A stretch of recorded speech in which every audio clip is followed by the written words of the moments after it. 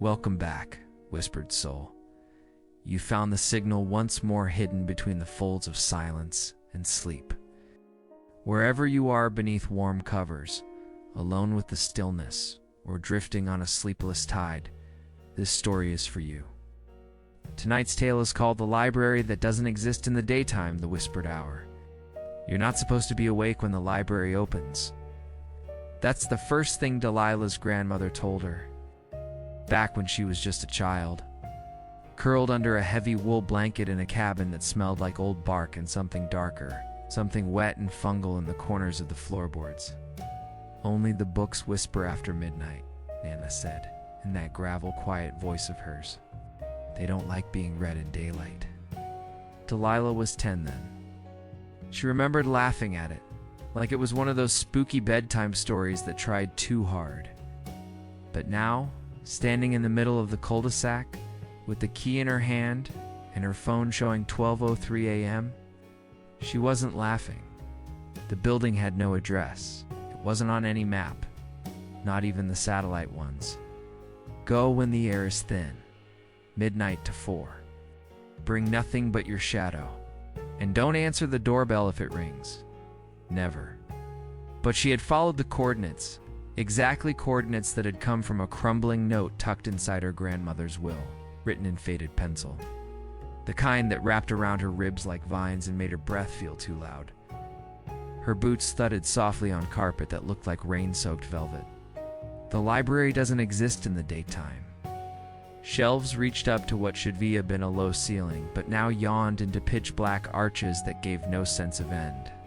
Dust motes hung like frozen stars. Rows of wooden shelves stood at odd angles, some leaning like they were watching. Delilah had always thought her grandmother's mind had softened in the final years.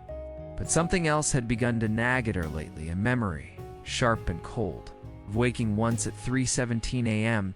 to find her grandmother gone from bed and returned just before dawn, muddy to the knees. In daylight, she was certain this was a boarded-up auto shop, and the front door a dark mahogany thing etched with glyphs so faint they looked like veins in rotting wood. Didn't T have a handle, only a keyhole. But now she was here. The library looked like nothing, squat boxy building wedged between two empty lots that had always seemed vacant. Now it pulsed with a different energy. The windows weren't lit, but the glass shimmered faintly, like a reflection not quite aligned with the world. Delilah hesitated. The air smelled of ozone and ancient paper, and she slipped the iron key in. Click. The door opened without sound. Inside, silence. Not the peaceful kind, the dense kind. The main room opened wide and impossibly far. No light, yet she could see. No heat, but she wasn't cold. She closed the door behind her. It didn't latch. That's when the whispers started. Not words, not yet, more like paper exhaling. Pages fluttering in a breeze that wasn't there. Far off a chair creaked, Wood groaned, and then laughter. Light, feminine, wrong. She moved toward it, cautious, but pulled by a hunger she didn't understand. Lila swallowed. Her phone showed 12:08 a.m. The signal bars had vanished. From the shadows, a soft light pulsed like a candle beckoning. It flickered from deep within the shelves. The library seemed endless. Every turn opened a new corridor. Some shelves were packed to bursting with thick leather-bound tomes. Others held only a single volume, often chained or locked shut. One was sealed in wax. Another had a bloody fingerprint pressed on the spine. She didn't touch any of them. Instead, she followed the light. It was coming from a reading nook, tucked between two bookshelves so narrow she had to turn sideways to fit. There was a table. Then a voice, dry and hoarse, began to speak. "I didn't delete it. I couldn't. I played it back every night." And then one night she answered back, now soft, a whisper but urgent. She spun around. Nothing. But on the nearest shelf, a book had moved. Not much, just tilted, slightly ajar as if beckoning. On it, a tape recorder, analog, rusted, the buttons worn blank. The sound of static waves, slow and pulsing like a breath. Next to it, a sign carved into black slate, for returning readers only. Her hands moved before her brain gave permission. She pressed play. The tape crackled. They told me not to listen, but her voice was still on the machine. The pause. They're not messages, they're doors. Suddenly the light dimmed. A cold breath passed behind Delilah's neck, like someone standing too close, unseen.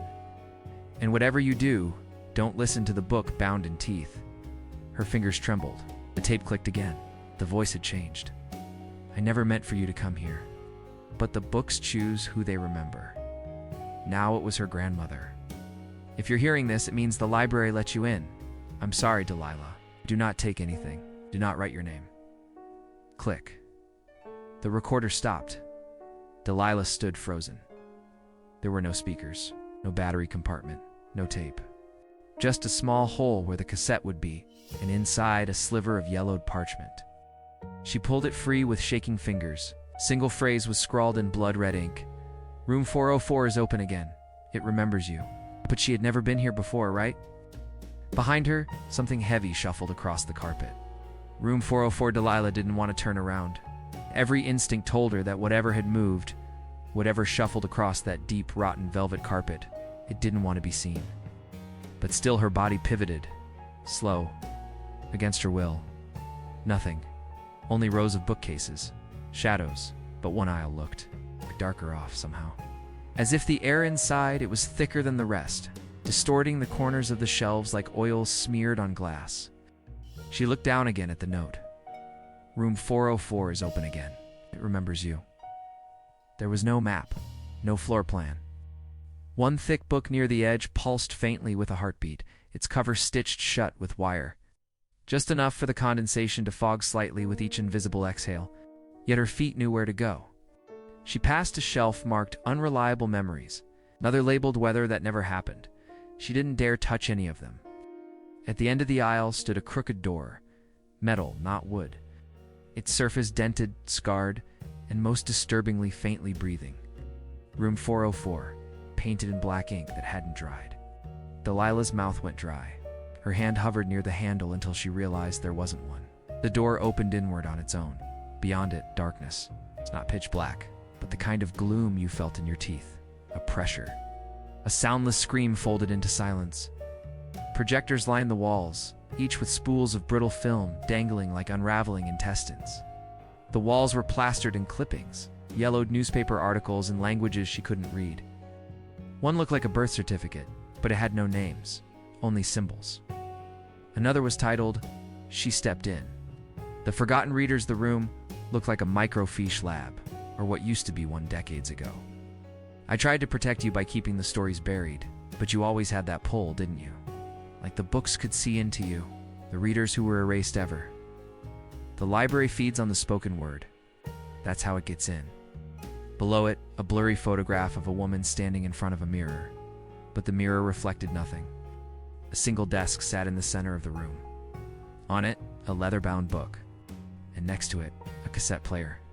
This one newer, blinking red. She pressed play again. This time, her grandmother's voice was sharper, almost frantic.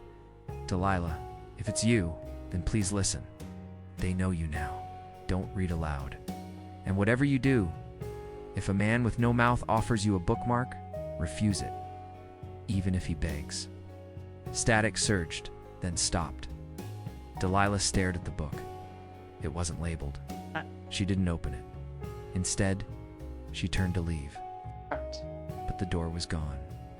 Where it had been, now there was only wall-floor-to-ceiling shelves filled with books that hadn't been there a moment ago. Titles blinked in and out like fireflies. Some were upside down. Others had names that felt too personal. One spine read, The Night. Forgot you were awake another. She never closed the bathroom mirror. The last one stopped her heart cold. The day Delilah ceased to exist, her hands trembled. A soft bell rang somewhere behind the walls. Once, twice, 3 times. She remembered the note. Don't answer the doorbell if it rings. Never grew colder. The scent of mildew and candle wax curled into her lungs. The air changed. From behind the bookcases came a scraping sound like long, bony fingers dragging across the spines. And then footsteps, too many. The page walker's a slow, grinding groan filled the room. Not mechanical, more like vertebrae, shifting under old skin. She backed up toward the desk as the shelves seemed to rearrange themselves. Then she saw them. 4 shadows. Not quite people. Elongated silhouettes flickering at the edges of vision like they were ink drawings being poorly erased and redrawn in real time. Each one held a book. They didn't walk, they floated, dragged, or blinked closer by the second. Delilah didn't know why, but she slammed her hand down on the recorder again. The tape clicked to life. The library allows some self-preservation if the story is yours. The page walkers can't touch you if you're reading something that remembers you. That's the key. Her eyes darted to the desk, the leather-bound book. Her name wasn't on the cover, but maybe she opened it at first. Blank. The library watched. The page walker circled. Then words began to bleed into the page, letter by letter, in time with her breath. Delilah opened the book, her fingers shaking. It was writing in real time. A journal? No, a tether. She stood still as the figures neared, holding her story in front of her like a shield. The moment she began to read, she didn't wait. And then a click. She read aloud. Delilah opened the book, her fingers. The moment the words left her lips, the page walker stopped. One hissed, or tried to. Its face split like paper being torn, revealing only blank space beneath. They recoiled. She kept reading, kept her voice steady. The room began to shake. Shelves collapsed behind her, curling into themselves like burning paper. The door returned. The shelved ones, she bolted, slammed through the door, clutching the book to her chest. The air outside the room felt thicker, warmer, like stepping from a nightmare into a fever dream. But the library had changed. It was full now. Each one holding a book open in front of them. And people, if they could be called that, stood between the shelves. Silent, motionless, eyes glazed, mouths twitching, whispering continuously. Some wept. One, near the history section, was mumbling something backwards. Over and over again, blood pooled at his feet, ink black and humming. A placard hung from his neck, spoke without turning the page. Delilah backed away. Another woman, young, maybe her age, caught her eye. She wasn't whispering. Her mouth was sewn shut with thin golden thread, but her eyes screamed. Her hands shook as she held her book, open to a blank page. At her feet, a tape recorder looped a message over and over again. Please turn the page. Please turn the page.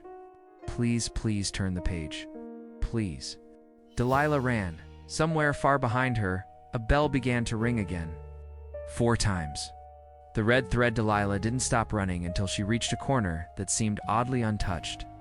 No whispering readers, no living shadows, just a quiet circular reading area. It looked almost normal.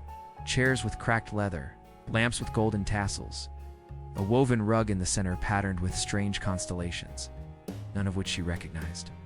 Beneath the glass table at the center sat a tangle of red thread, dozens of strands, wrapped around thick handwritten index cards. Each card bore a name. Some had dates, some didn't. She leaned closer. Her hand brushed one of the threads, and instantly her vision jerked sideways. A memory that wasn't hers, she was no longer in the reading room. She looked down at herself, but her hands weren't her own. She was standing under a gray sky, a bell tolling far in the distance. The thread in her fingers pulled taut, red against her skin, stretching down a narrow cobbled street lined with shuttered windows and crooked chimneys. Too old, too scarred. She was in someone else's memory, drawn into it by the thread. Somewhere ahead, a child's voice called out, distant, barely audible. Miss Holloway, are we still in the story? The thread tugged forward. Delilah tried to resist, but her borrowed feet walked anyway. At the end of the street stood a towering oak tree beneath it, the outline of a small library, older, with windows shuttered from the inside. The buildings changed. Signs flickered with indecipherable letters. A single raven sat on a crooked lamppost, staring without blinking. Not the one she knew. And the bell louder now, deeper, echoing through her chest. Miss Holloway. The child repeated again, from somewhere nearby. You promised you'd close the book, the red thread snapped. The bellkeeper Delilah gasped. Back in the circular room, but she wasn't alone. A man stood at the edge of the rug, tall, pale, dressed in gray robes, pages sewn into the hems like feathers. No opening, smooth, like wax poured over a screen.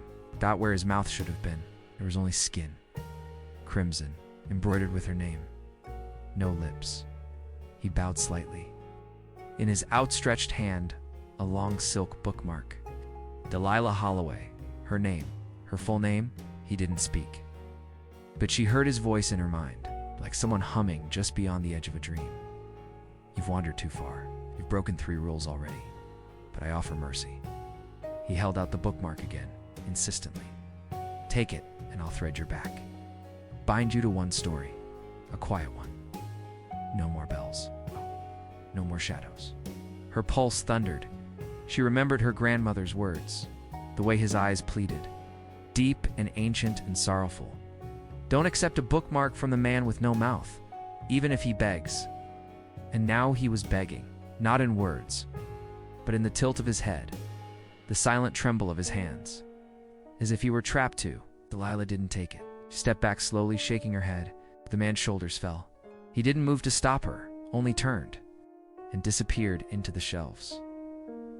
A book bound in skin, the silence felt thicker now. Like the walls of the library were holding their breath, Delilah turned, heart racing, and found herself face to face with a section she hadn't seen before.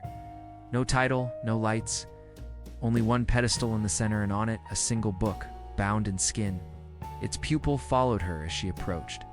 Pale, veined, soft like the inside of her wrist. A single eye blinked lazily from the cover. Her grandmother's voice echoed again, not from the tape but from within her head. You were born in the library, Delilah. Don't you remember? Your mother tried to burn it before the shelves remembered her name. Delilah's fingers hovered near the book. Then the eye on the cover blinked once, twice, and opened wide. Inside the pupil, a spiral staircase. Going down. Descent into the spiral without thinking. She placed her hand on the cover. Instantly, she was falling. No impact. No wind. Just descent through layers of paper, ink, and something older. She landed hard on a stone floor. Whispers drifted from every direction, not words, but emotions. Fear, regret, guilt. A vast cavern opened before her. Books grew like fungi from the walls. Pages flapped like bat wings in the damp air. In the center, a giant ancient printing press. Did your grandmother never tell you the truth? And chained to it a woman, hair matted with ink, eyes hollow, rimmed with gold thread. She looked up as Delilah approached and smiled. Took you long enough, the woman rasped. Delilah's throat dried. Who are you? The woman coughed, and a moth fluttered out of her mouth. I'm the author. Of everything you remember, the library, it got greedy. Wanted more. So now, we both write, or we rot. She extended a hand. In it, a quill made of bone. Write something, Delilah. Anything, before it finds you. The press creaked behind them. The spiral turned again. Write or rot, the quill trembled in Delilah's hand. It was too light, too dry. A sliver of hollow bone with a sharp bleeding tip, bit by bit. That's what it does. You've already noticed it, haven't you? Forgotten street names, clocks stalling, pages turning before you touch them. Shh. She didn't ask what it had written with before. The woman, the so-called author, leaned back against the press, the ink-soaked chains clinking as she moved. This place rewrites us. A moment before the shadows of her grandmother's warnings came flooding back, whispering some forgotten story with no end. Delilah didn't answer, because she had noticed. That morning, she'd set her alarm for noon. It's only to wake up before dawn at 12 a.m. sharp, the exact minute the key had hummed in her drawer. If you don't write, the woman whispered, you'll become one of them. The shelved ones, stuck in a loop. Delilah looked at the page waiting for her on the press. The parchment was soft and yellowed, warm under her fingers. A title blinked faintly at the top. Forming as she stared, the girl who spoke to the library, her fingers hesitated. The woman nodded. Begin. The library likes stories about itself, feeded its reflection. She was searching for a door, but found only echoes. And when she read the wrong book, the library read her back. What she wrote. Delilah wrote in jagged, fast lines. It's not because she was confident, but because she was afraid that if she stopped, the ink would bleed backward.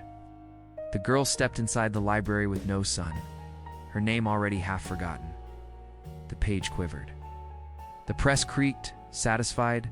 The woman smiled, just nodded once, then turned away and whispered something to the chains. A long, low groan from the stone ceiling, like thousands of spines cracking at once. That's it. Delilah frowned. I thought it didn't want to be known. It doesn't, but it can't help reading. That's its curse. Something shifted above them. The woman jerked her head toward the spiral stair above. Go! You've bought time. But remember, you're part of the story now. It won't let go easily. Delilah hesitated. Who are you really? The woman's smile faltered. Her eyes flicked sideways toward a dusty plaque on the press. It read, Property of Marjorie Holloway. Delilah's blood ran cold. Nana? But the woman said nothing. They began to tighten. Delilah turned and ran. The catalog room at the top of the stair. The library had changed again. Now it was colder, sharper. The shelves had teeth, not metaphorically, literally. Ragged, yellowing teeth lining the edges of certain tomes. One snapped when she passed too close. Ahead, a brass plaque marked a wide, rounded doorway. Catalog room, some wept black ink from the handles. Others glowed faintly, pulsing like veins. Do not misfile. Do not blink too slowly. A typewriter grafted into a television. Coiled cables fed into the ceiling like veins. Inside, rows of filing cabinets taller than any man. In the center, a terminal. Not a computer, not exactly. It was something older. Above it, a single instruction, flickering in red letters. Type your exit. Delilah stepped forward, sat down, typed, Let me go home. The machine whirred, the screen flickered, then responded, Home has already been cataloged. Try again. She typed, I want to wake up. Dream recorded, repeat denied. I want to leave, leaving requires submission of story. She paused, then typed, I wrote it. The cabinets began to shake. The machine stalled. A grinding metal scream filled the room. Ink oozed from the seams. The lights dimmed. And then, from the typewriter mouth, a single card slid out. Exit approved. Through the dewy room. But written in smaller, almost invisible ink, be warned. The dewy room doesn't just file books, it files people. She followed the signs. Each one in a different language. Some made of wood, others sewn into the air like embroidery. Eventually, she arrived at a door so narrow she had to squeeze through sideways. The dewy room smelled of dust and old hair. Thousands, millions of file drawers lined the walls, each labeled with numbers. 0099. Philosophy, 100 to 199. Psychology, 200 to 299. Religion, and then, near the far wall, 900 to 999. Biography, history, final records. The drawers were moving, ever so slowly. Opening, closing, sniffing. She moved past a drawer marked Holloway, Delilah, Volume .1. It was slightly open. A red ribbon dangled from inside. She didn't dare touch it, and she kept walking, heart pounding. The final drawer was unlabeled, but it clicked open as she neared. Inside, a mirror. Behind her reflection, a figure in gray robes, holding a bookmark. Again, still mouthless, still silent, still watching. The bookmarker, the figure stepped closer, the dim library light warping around its robes like curling smoke. What? Delilah turned, heart hammering. It held out the bookmark. Not toward her, but toward the mirror. In its reflection, she wasn't the same. Her mirrored self looked older, hollow-cheeked, her eyes ink black. A name tag pinned to her chest read, Just place the ribbon-thin bookmark across the mirror's surface. Assistant cataloger D. Holloway. Delilah staggered back. She whispered, That's not me. That's not me yet. The bookmarker didn't speak, and her reflection froze. Eyes open, mouth parted in a breathless gasp. Filed, preserved, archived. The mirror went black, the drawer slammed shut. The bookmarker turned and beckoned. Dewey's secret door? There was no handle on the wall, no obvious door. But as the bookmarker walked past a rack labeled 398.2, Folktales and Fairy Tales, the shelves seemed to breathe, then split, revealing a passage lit with dim red lamps. "You're letting me leave?" Delilah asked. The bookmarker said nothing. But behind her, the drawers began to open, dozens at once. Thin black strings rising like puppet threads from within. She didn't wait for permission, she ran. The hallway twisted like a snail shell, tightening with every step. The deeper she went, the louder the whispering grew. Names, phrases, stories. He wrote his final chapter in blood. Her thoughts smelled of lilacs. They filed their child under myth. She never existed before the book remembered her.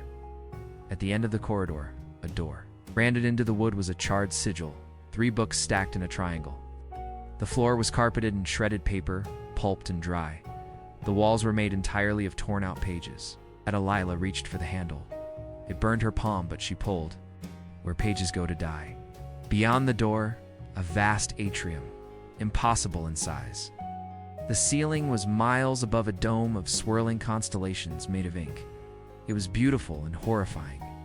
A thin bridge crossed the room, suspended by invisible threads. Delilah stepped onto it slowly. Below her feet, pages whispered, "She's not filed yet. She's still writing. Let her go, and the story ends. No endings. Not here." At the center of the bridge stood a small pedestal, and on it the old cassette recorder, her grandmother's, the one that had been in the attic. She reached out, her fingers closed around it. It was warm and humming. A red light blinked to life. Recording or erasing. Behind her footsteps. Nana's final message. Delilah turned. But it wasn't the bookmarker. It was her grandmother.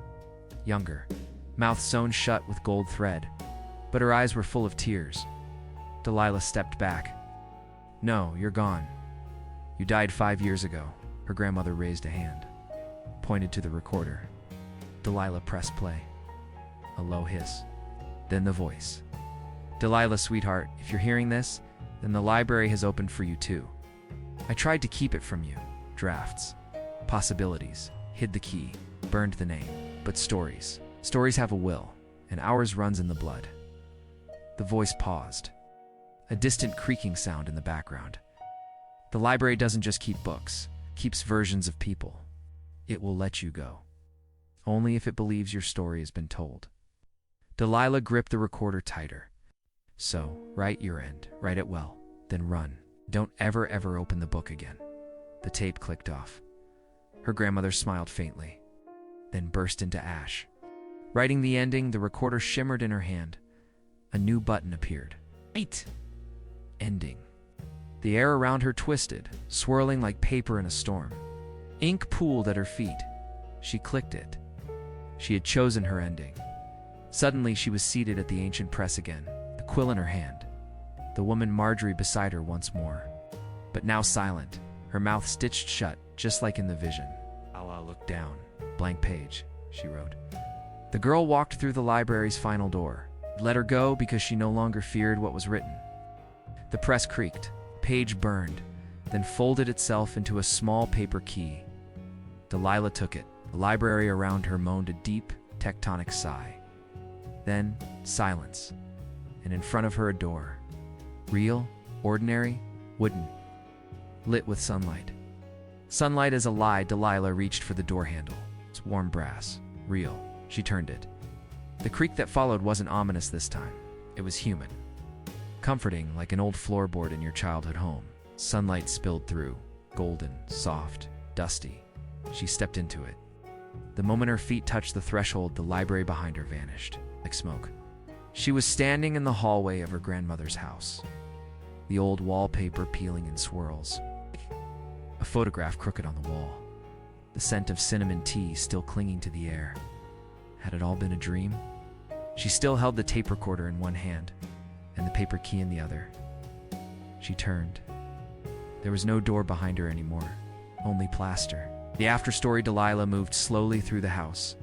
Everything was just as she remembered, except the clock in the living room was ticking again. It stopped the day her grandmother died. and the mirror in the hallway, no longer fogged from age, now reflected more than her own image. She saw the library, dim and vast and breathing behind her. Landline that shouldn't have worked anymore. Window that shouldn't exist. She turned away quickly. The phone rang. She picked it up. Her voice. Older, fainter. Don't answer again. Let them leave messages. That's the only way out. The line went dead. The return policy. Delilah spent days trying to ignore it. The whispers in the corners. The books that appeared on her nightstand with no memory of where they came from. The TV turned to static at 3:03 a.m. Exactly. She stopped sleeping, she stopped writing, and then one night a package arrived. Plain brown wrapping, no address. Inside her book, the one she'd never finished. But now it was complete. The ending written in someone else's hand, the dedication read, "For the girl who tried to close the book." She opened to the last page. There she was described in exact detail, sitting in her grandmother's armchair, reading the book. "This isn't fiction," she whispered. From the hallway, the door creaked open again, not the front door. The one that didn't exist in the daytime. The forgotten patron. She found herself once more in the library, but this time not as a visitor. The bookmarker stood beside her, so did Marjorie, and a child she vaguely remembered from a missing persons poster. All with stitched mouths, all with keys around their necks. The bookmarker handed her a book. "But I don't want to be part of it," she said, voice trembling. It tapped the cover with one bony finger. "You already are."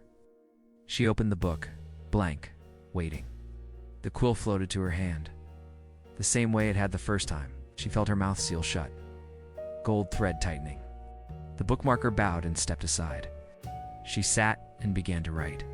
The door opens both ways. The paper key slid into the lock with no resistance. It dissolved into smoke the moment she turned it. Delilah stepped through the mirror door. But this time, she didn't return to the world she knew. She emerged in a space between. The walls were made of pulsing parchment. The floor was covered in shredded journal pages. And above her, a ceiling of ink dripped slowly, forming letters mid-air before vanishing like steam. She turned and the door was gone again, but she wasn't alone. A man stood in the center of the void. His face was blurred as if censored by memory. He held a small cassette recorder. "This is where they store the unaired tapes," he said without moving his lips. He offered her the device. "Play it, but only once. That's the rule." Tape number 0. Unlabeled. Delilah pressed play. Voice filled the space. Familiar. Terrifying. Her own. "If you're hearing this, it means I gave up. Or gave in. There's no catalog, no map. The library eats both. They found a way to record memory. Not just words, but the echoes between words. Your life, your reason for leaving. If you stay long enough, you forget your body. But if you remember something pure, you can anchor yourself. For me, it was my sister's voice, singing out of tune, loud, annoying. Real. Don't forget your anchor. If you lose it, they'll rewrite you as fiction." The fiction room. Delilah opened her eyes. She was back in the library, but something had changed. Lights flickered faster. The shadows moved with purpose. And there, ahead of her, a new hallway, labeled Fictionalized Personas Section 13. She stepped inside. The shelves weren't filled with books. They were filled with mirrors. Some cracked, some fogged. Each one reflecting a version of her, smiling, crying, screaming, sleeping. But not one of them blinked. She felt a tug in her chest. A story trying to write itself over her. She grabbed a nearby pen and carved into her arm. Real. The mirrors shattered in unison. The sleepers returned through the falling glass. Delilah saw a window, flickering like a projection. On the other side, her grandmother's living room. The clock, the tea, the crooked photo. Home, she ran.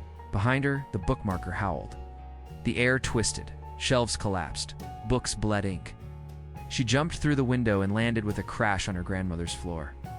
Sunlight, real, bright afternoon sunlight. Her hand was bleeding, the word real still carved and pulsing. She staggered upright. The door behind her slammed shut with a gust of cold wind. Gone, no mirror, no key. The last message that night. Delilah slept, for the first time in what felt like years. But the dreams were strange. She dreamed of shelves reorganizing themselves, of whispers that still remembered her name. of a child's voice reading her own story back to her, but with an unfamiliar ending. She woke to a voicemail on her phone. Unknown number. One new message. She played it. "Hey, this is weird. I found your number in the back of a book I got from this old estate sale. The label says play me only if you're dreaming. There's a cassette tape tucked inside." Thought it was a joke, but the thing is, I did. And I did. And now I can't wake up. Do you know anything about a library with no doors in the daylight? Click. The book left open, the voicemail echoed in Delilah's ears long after it ended. She sat at the edge of her grandmother's bed, the fading sunlight casting golden rectangles across the floorboards. The mirror across the room looked ordinary again, dull, harmless, but she knew better now. She pressed her hand to her chest. Her heartbeat was steady, real. The scar on her arm remained, real, scratched and healed, faint but indelible. She'd survived, or at least she'd returned. The weeks that followed, Delilah tried to bury it all. Oh, the dream logic world of the library, the bookmarker, the fiction rooms. The others who had been trapped there, lost in paragraphs and footnotes of forgotten lives. She burned the paper key. She sold the recorder at a pawn shop 2 towns over. She even threw out her collection of old analog tapes just in case. But every so often, she would catch a glimpse of her reflection and see something, a flicker behind her, shadow that didn't match her posture, a subtitle that hadn't been there. The library's return had started again with a single book. She was visiting a local thrift shop, killing time before catching a train, when her fingers brushed a spine that felt oddly warm. The cover read, "A Visitor's Guide to the Library," that doesn't exist in the daytime author. Unremembered, her pulse thudded. She didn't open it. She left the store shaking. But that night, her dreams turned strange again. Not nightmares, no. Whispers, shelves rearranging, a desk lamp flicking on, an invitation. The final entry, Delilah began journaling again. But this time not on paper. She recorded tapes, cassette after cassette, whispers, warnings, field notes. The names of people she met in dreams. She mailed them to P.O. boxes she found scribbled in the margins of other books. She didn't know if anyone would hear them. She had to hope. The library may not have let her leave untouched, but she'd left with something just as dangerous. Memory, and the words that kept her anchored. You are not fiction. You are not fiction. You are not fiction. Transcription ends somewhere in a town you've never heard of. Someone finds a box of old tapes. They slide one into a dusty player. A woman's voice crackles to life. If you're hearing this, you're dreaming. This message is real. The lights flicker. The shadows lean closer. Somewhere far away, in a library that doesn't exist in the daytime, a new file is added to the archives. Delilah. Status: rewritten, but not lost. The shelves groan with anticipation. The whispering begins again.